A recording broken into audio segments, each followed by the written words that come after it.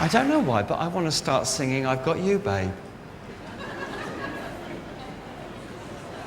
Give it a go. Yeah?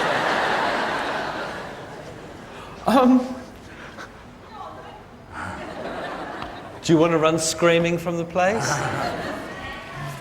I've got a gentleman trying to connect with me who's giving me this feeling of wanting to talk about back in the 1960s how he really, really liked Sonny and Cher singing I Got You, Babe. Yes, sweetheart. He really liked it, and it was a bit out of his generation, really, wasn't it? It was just, but he really, really liked this. I've got to be honest, actually. I think actually he had the hots for Cher, so I think that's why he particularly liked it. Because if I'm correct in what I'm being seen, my love, he always liked women or girls with long hair. Yep. Right. Is it your father, darling, that used to wear dentures there in his life too?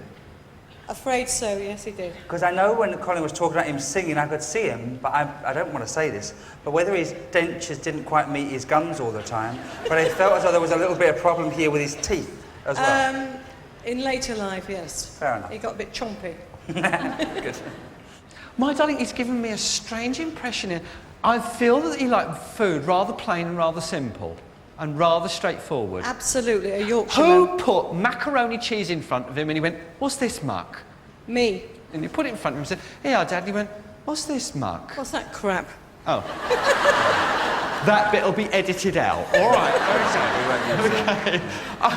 I've also got a memory here of him. Would you please understand that someone thought it would be a good idea to take him to a Chinese restaurant, and he absolutely loathed and detested it. And then at the end of it, someone said, oh, let's have a cup of tea. And he thought, oh, at least something that's nice. And they put Chinese tea in front of him. And it was like, what? What's this crap? Yeah, okay, all right. So fair enough, I suppose. Darling, do you know if your father had trouble there with his bladder prior to his passing as well? Yes. Okay.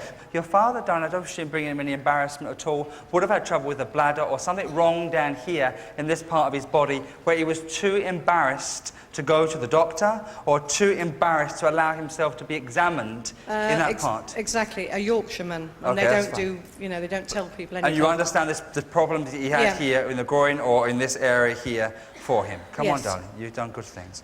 Now, when he talks to me about carers, and I felt as though he had a carer or a nurse called Betty or Bet. Oh, my God. You understand? That's really, Betty was the lady that he was seeing later. My mother passed away into spirit. That's fine. And Betty was the lady that he found and went out for a drink. That's absolutely fine, darling. But I know this lady would have helped him or helped look after him. She was very, very helpful to him. Because I know here that the love of Betty was something that he knew before he passed to the spirit world, and I feel indebted to this same woman. My love, would you please be able to understand a mug or a Toby jug with an ugly face on it? Yes. It's not me, is it, love? Look, my darling, can I actually say, have you still got that? No, I haven't actually, but I know which one you're talking about. You know what your dad's referring to? Yeah. You should tell her she should have hung on to it because in a peculiar sort of way, it would have reminded her of me.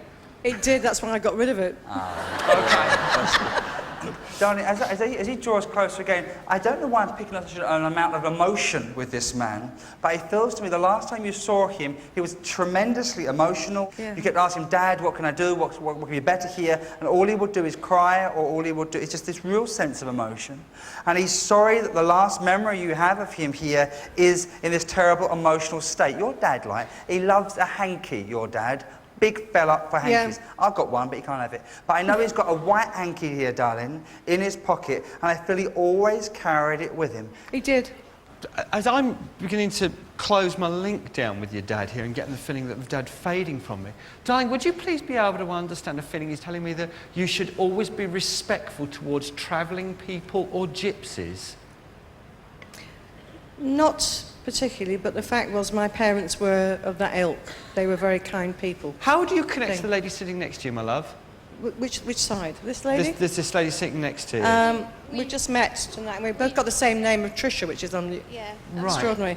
And my father's family was from Cork, Southern Ireland, gypsies.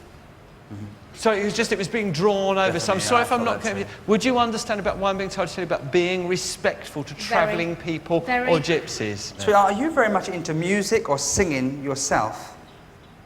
I sound like a strangled crow. Have you sung publicly recently and been a very bad job of it? I have. Good, because I feel the spirit of seeing you sing, darling. At least they liked it, eh? But I know that we've seen her sing. That's what I know. So don't do it again if you're rubbish, eh? I won't. As long as you've done it, darling, that's all we need to know. Thank you both very much indeed for listening to me. God bless you. Thank you very much. I felt kind of like the fun thing of my dad coming through. I mean, it could be a tangerous old sob at times, but it was that fun thing coming through, and that's the way I'd like to remember my dad, and that's what came through tonight, which is great. I don't know why, but I want to start singing I've Got You, Babe. I used to straighten my hair in those days because my hair's very curly and do it straight. And my father was always singing I Got You, Babe. He thought it was a really good song, even though he wasn't from that generation. He was like a big band sort of guy, you know, big band music. So I knew there was a connection there, and I thought, that's my dad. You should always be respectful towards travelling people or gypsies. My father was an Irish gypsy. And last weekend, I was in Cork, Southern Ireland, trying to trace it all the Right. family. Yeah. Have you sung publicly recently and been a very bad job of it? And that was a barbecue with friends, next door neighbours. And we did karaoke. It was horrendous. She's crap. Absolutely awful. I don't even know think her. I know she's crap. I can sing, but she's crap. I've got a feeling she's They'd crap. pay me to shut up. I tell you, it was horrendous. And on that note, it's goodbye from her. And goodbye from me. Well, I'm actually a really big fan of Colin. I've watched his programme for quite a long time. I've also been to see his live show, and so I really wanted to have a one-to-one reading with him. He wants you to know that as he's passed the world of spirit, he's taken responsibility for everything that he ever did. Okay.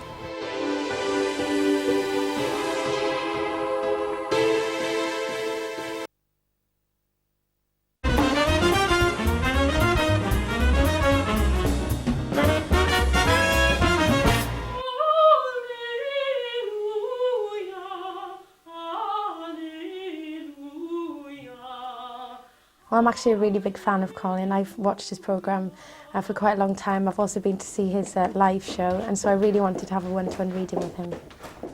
Before the reading, I was really nervous. I had sweaty palms, but I was really excited as well, looking forward to hearing what he had to say. I'm going to go with the impression that I've got at the moment. Tell me, Catherine, would you be able to understand this feeling I'm getting that 1998 was not the easiest year for you? Yeah. All right. I'm getting this sense of wanting to talk about there being this overall air of sorrow throughout the year 1998 and probably going into the early part of 1999. I also feel that there must have been a lot of like letters or communication by telephone going backwards and forwards between you and your family, as if you were wanting to keep a check on a situation or they were wanting to keep a check on you. It was almost as if there was an enforced separation which nobody was terribly happy about. Right.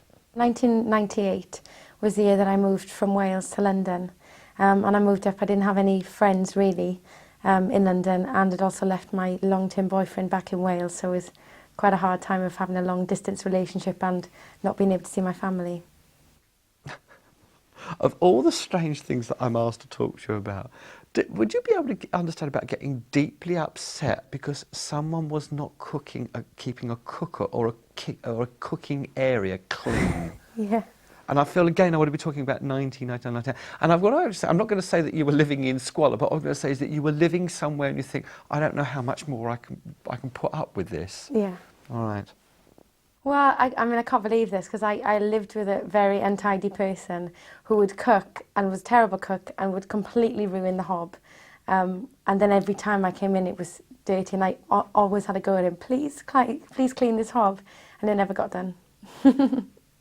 Who thought there was mice under the floorboards?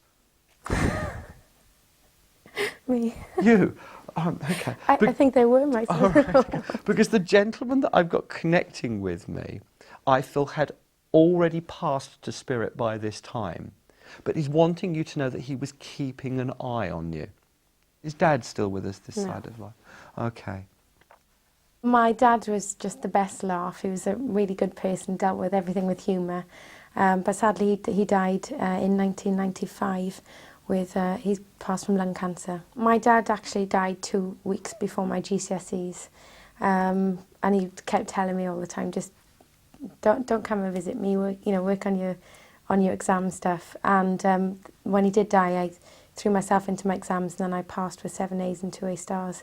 Well, my dad actually worked in the local factory, but he took early retirement while my mum went to work, and so he stayed at home and looked after us, picked us up after me and my sister up from school and took us to our singing lessons and things like that. So we spent an awful lot of time with him, and he was just the best dad for us.